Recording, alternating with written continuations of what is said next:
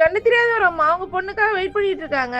ஆனா அந்த பொண்ணு அவங்கள பார்த்ததும் பேக்ல மணி மாதிரி ஒன்று கட்டியிருக்கு. அது அவங்களுக்கு தெரியாத மாதிரி அவங்கள கிராஸ் பண்ணி போறா. அவ கிராஸ் பண்ணி போறப்பவே அவ பர்ஃப்யூம் வச்சு அவதாங்கிறத அவங்க கண்டுபிடிச்சிடுறாங்க. அவங்களுக்கு கண்ணு தெரியாதுங்கிறதால அந்த பொண்ணுக்கு அவங்க அம்மா சுத்தமா பிடிக்க மாட்டேங்குது.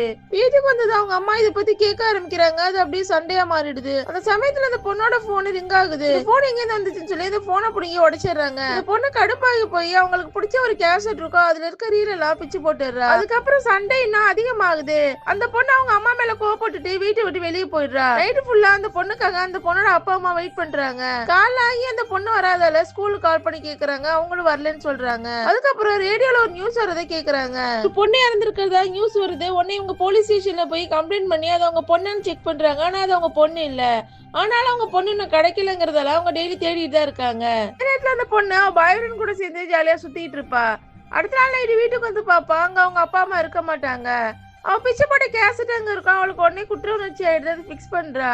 அதை ப்ளே பண்ணி பாக்குறா. அதுல அவங்க அம்மா தான் பேசியிருப்பாங்க. ஆக்சுவலா இந்த பொண்ணு சின்ன குழந்தையா இருக்கப்போ ரைஸ் குக்கரோட கேபிள இழுத்திருப்பா. உடனே குக்கரும் கீழே விழுந்துரும். குழந்தை அலற சத்த கேட்ட அந்த அம்மா பதறி அடிச்சு ஓடி வருவாங்க. கீழே குடியிருக்க சாதத்துல வழுக்கி விழுந்துடுறாங்க. ஆனா அவங்க அதை பத்தி கவலைப்படாம குழந்தைய தான் தேடுறாங்க. ஒரு வழியா குழந்தைய கண்டுபிடிச்சு ஹாஸ்பிட்டல் கூட்டிட்டு போறாங்க. குழந்தைக்கு சின்ன காயம் தான் இருக்கும். ஆனாலும் அவங்களுக்கு இந்த விஷயத்துக்கெல்லாம் நான் தான் காரணம், என்ன மன்னிச்சுன்னு சொல்லி பொண்ணு கிட்ட ரெக்கார்டிங்ல சாரி கேக்குறாங்க. அதுக்கப்புறம் தான் அவங்க அந்த பில்லை மேக் பண்ணி அவங்க பொண்ணு எங்க இருந்தாலும் சவுண்ட் கேட்கணுங்கிறதுக்காக ரெடி பண்ணி கொடுத்திருப்பாங்க.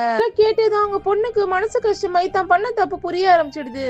உடனே அவங்க அப்பா அம்மா போய் தேடலான்னு வெளியே போறாங்க. ஒரே மழையா இருக்கு. அங்க அவங்க அப்பா அம்மா அந்த மழையில அந்த பொண்ணை தேடிட்டு இருப்பாங்க. அப்ப அவங்க அம்மாவுக்கு ஒரு கொடை எடுத்துட்டு வந்து அந்த பொண்ணை நீட்டுது. அப்ப அவங்க கண்டுபிடிச்சிடறாங்க இது தான் பொண்ணு. உடனே அந்த பொண்ணையும் கட்டி பிடிச்சுக்கிறாங்க. அந்த பொண்ணு சாரி கேக்குது. இந்த உலகத்திலேயே நமக்கு கெட்டது நினைக்காதவங்க நம்ம அப்பா அம்மா மட்டும்தான். உங்களுக்கு உங்க அம்மா எவ்வளவு பிடிக்கும்னு கமெண்ட் பண்ணிட்டு போங்க. உங்களுக்கு இந்த வீடியோ பிடிச்சது லைக் பண்ணுங்க, மறக்காம சப்ஸ்கிரைப் பண்ணுங்க.